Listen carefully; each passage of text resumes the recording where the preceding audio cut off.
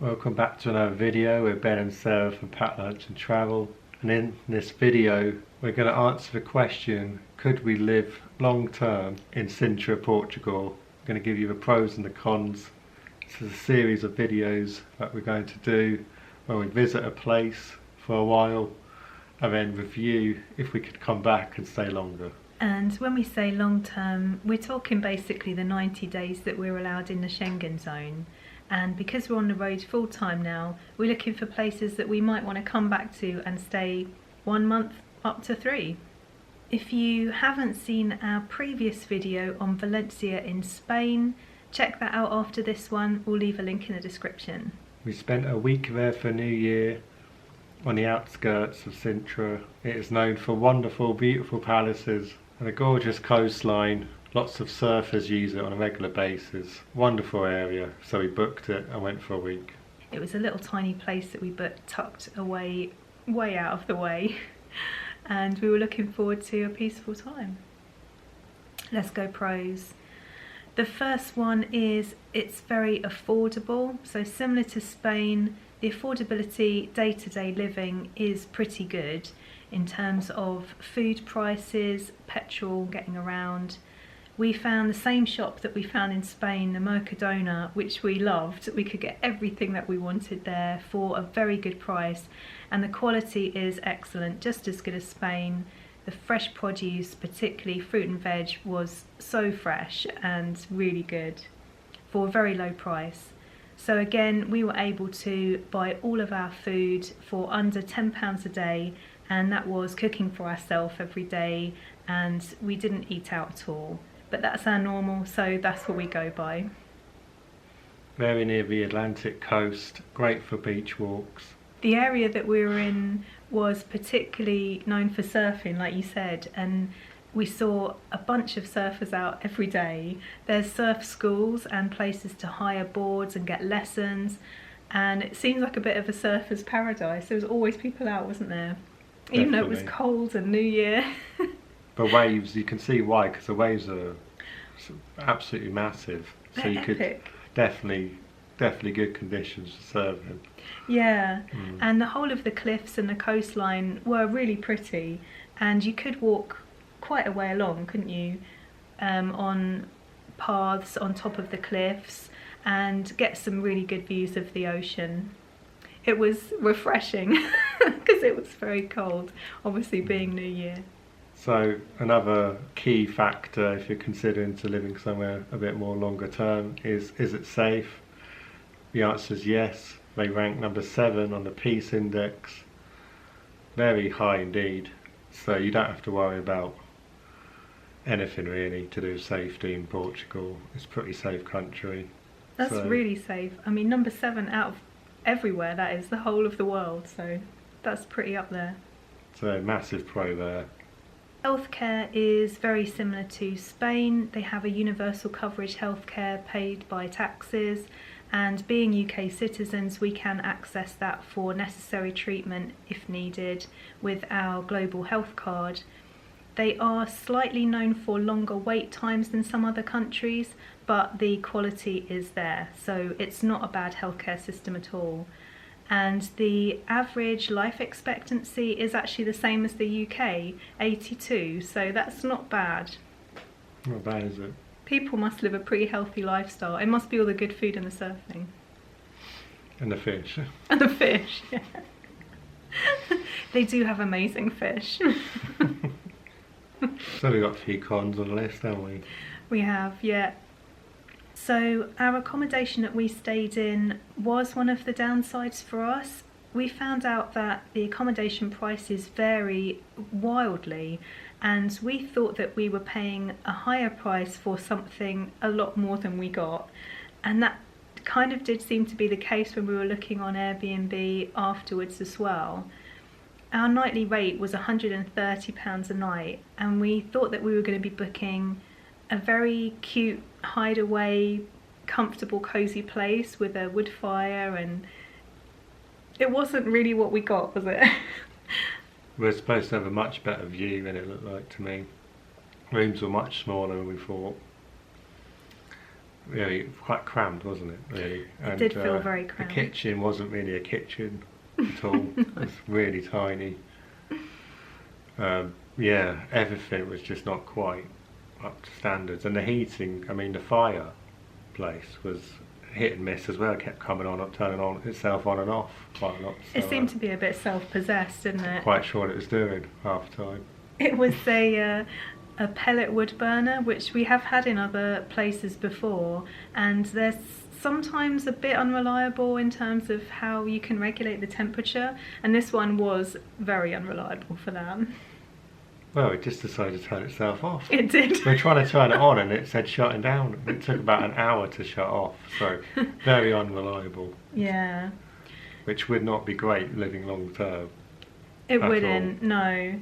And I looked back at other Airbnb descriptions to make this video, and it does seem quite vague how they're written quite a lot of the time, and just doesn't seem to add up for the price that you pay in that area. Obviously the area is known for, like you said, castles and palaces and stuff, but also nature and walks, and that was why we always go to a place, so we kind of paid more to expect a bit more, and we didn't get it, did we? Completely failed on expectation. So yeah, that wasn't great. Yeah. And also, like you say, nature and walks we were there for, which also didn't quite live up to the billing, did it? It didn't. So we obviously have a car, go out for walks, looking for waterfalls. The roads are a bit windy. They're quite a lot of traffic considering it's a small area. Which could be due to those castles and things like that. Which is more than likely, when you get to the Sintra actual middle, it was quite chaotic, wasn't it? Yeah. We did find an alternative way one day though, and it was much smoother. So there was that. Yeah. Again, when you're in a new place, you're not quite sure how to get around early on, are you? No, it takes a while.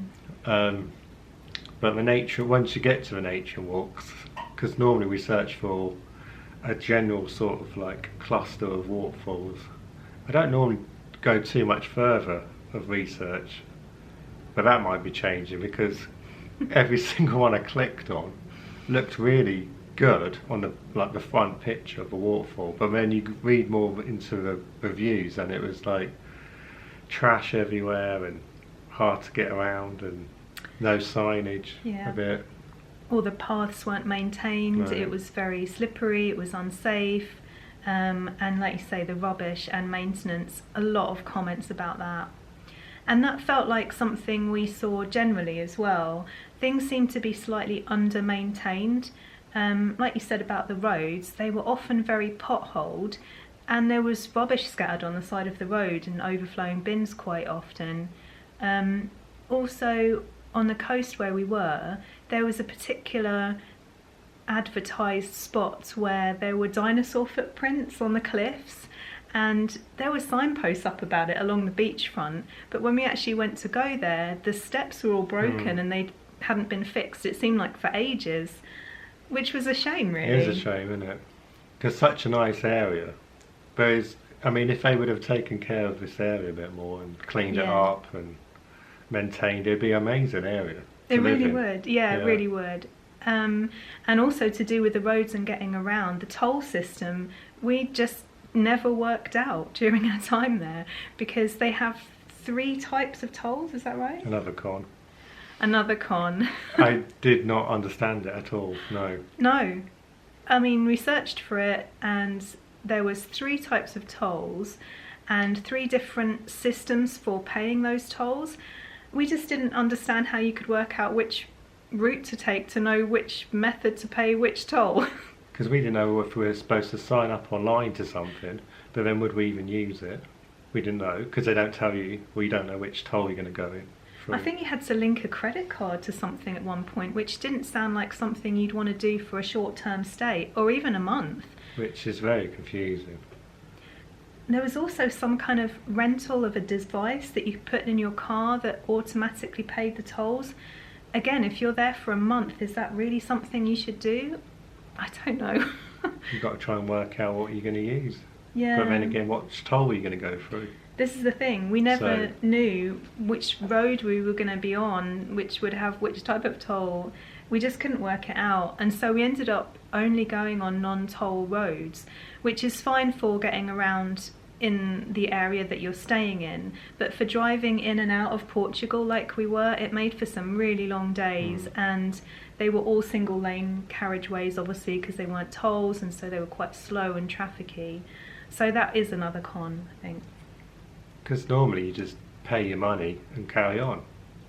Which we always do for a drive day. Is a general sort of rule. Well, in Spain and France, definitely. Yeah. I mean, obviously you can get into vignettes and other countries, but we've not walked into a system like that before. No, we haven't. So that would put us off coming back a bit. It would a bit, because like you say, even like the vignette sort of style in, say, Austria or Switzerland, at least it's just one thing, so you just buy it and put it in your car and that's it. For like a month or 10 days or whatever. Yeah. At least it's easy to understand and you can do it online. This just wasn't easy to understand. We did Slovakia on 1 day toll online on the day we left. On your phone? Just to get to the next bit of the trip. How easy was that? Yeah. Yeah. So I don't know why they have that system, but that is definitely a con for us for driving through places. Potential con was the weather. We can only really judge it when we were there, and it was really, really cold. It might have just been a cold snap that they had. Also rained quite a bit when we were there, actually. It rained a lot, actually, and I guess that is, I mean, we were right on the coast, so that might be a con for being that close to the Atlantic. You might get variations in weather more frequently. But if we were looking more like a winter destination for a few months, probably isn't the best spot.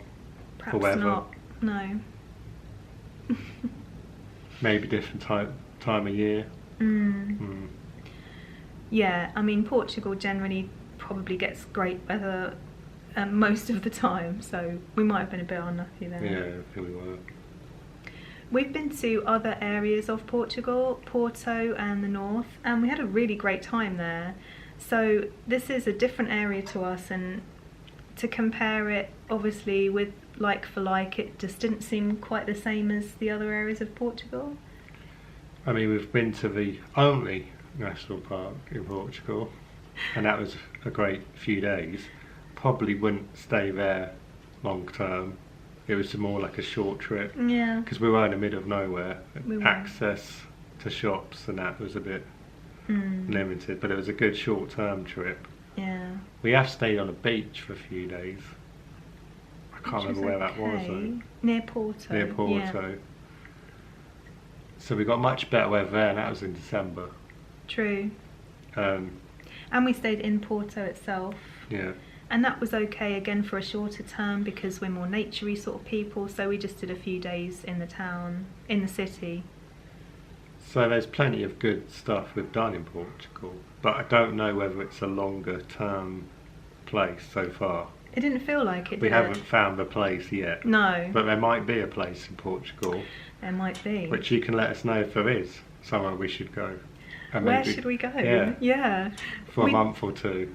Because we'd love to think of it in a more rosy way, I suppose. We haven't had great experience this time. So let us know whereabouts is the best for nature, for walks, for ease of getting around, and if you know how that toll system works, that would be great. Let us know. Yeah, let us know in the comments, so if we do come back we know how to prepare for that a bit better. Because that is quite an important factor. Yeah. Yeah. So, could we live here long term? I think the answer is no for us, for this one. Yeah, I'd go no.